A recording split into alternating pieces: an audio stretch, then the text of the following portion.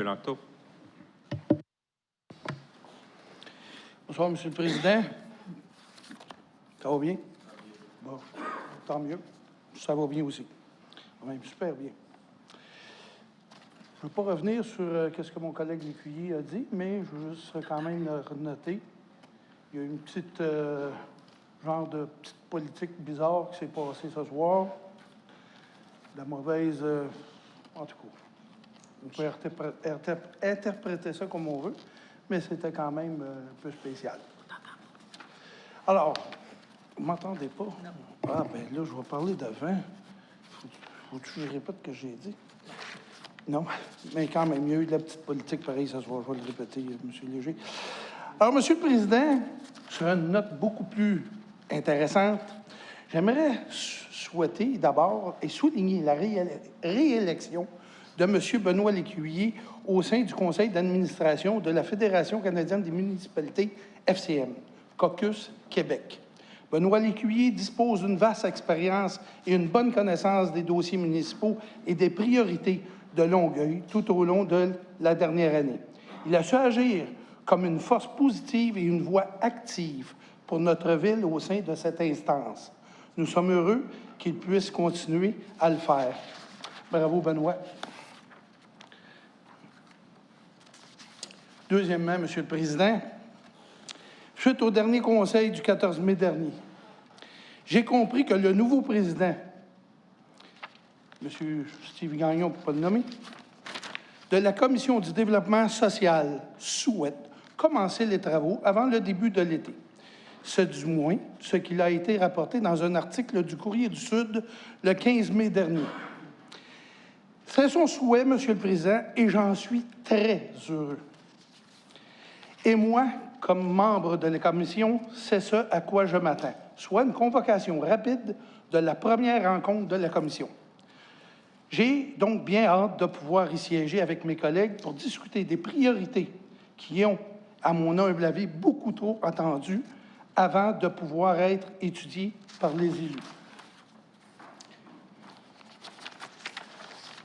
Finalement, M. le Président, les jeunes de l'école Monseigneur-Parent sont venus nous voir à la séance du Conseil du 19 février dernier pour demander à la Ville d'entreprendre les démarches pour faire de Longueuil une communauté bleue. Au mois de mars, la mairesse a donné un mandat à la Commission de l'aménagement du territoire et du développement durable de formuler une recommandation avant le 2 juin, juste à temps pour pouvoir envoyer un message positif à nos jeunes qui vont bientôt quitter pour les vacances estivales. Je dépose donc ce soir un avis de proposition afin que la Ville de Longueuil entreprenne les démarches pour devenir une communauté bleue. Donc, je vais vous lire l'avis de proposition concernant Longueuil, communauté bleue. Déclaration visant à reconnaître le droit à l'eau. Il est entendu qu'une personne sur 6 dans le monde entier n'a pas accès à une eau potable propre. Attendu que la production de chaque bouteille d'eau à usage unique implique entre autres des opérations d'extraction pétrolière, de raffinage, de plasturgie, de transport et de prélèvement d'eau, d'extraction et transformation de bois qui génèrent toutes de nombreux gaz à effet de serre. Attendu que la Conférence des Nations unies sur l'eau de 1977 à Mar del Plata a affirmé le droit de toutes les personnes à un accès à de l'eau potable propre afin de répondre à leurs besoins fondamentaux. Entendu que la Ville de Longueuil s'est engagée d'interdire de manière définitive la vente et l'achat des bouteilles d'eau de plastique à usage unique dans tous les bâtiments municipaux. Entendu que la pollution par le plastique constitue une menace pour la préservation de l'eau douce et salée et que de nombreuses actions doivent être entreprises pour l'endiguer. Entendu que des alternatives durables générant beaucoup moins de pollution et de déchets existent. Exemple, l'utilisation d'un contenant réutilisable, présence de fontaines publiques et qu'elles ont le potentiel de servir des milliers de fois, et ce, tout en permettant d'éviter à chacune de ces fois la fabrication, si mentionnée, des bouteilles d'eau à usage unique.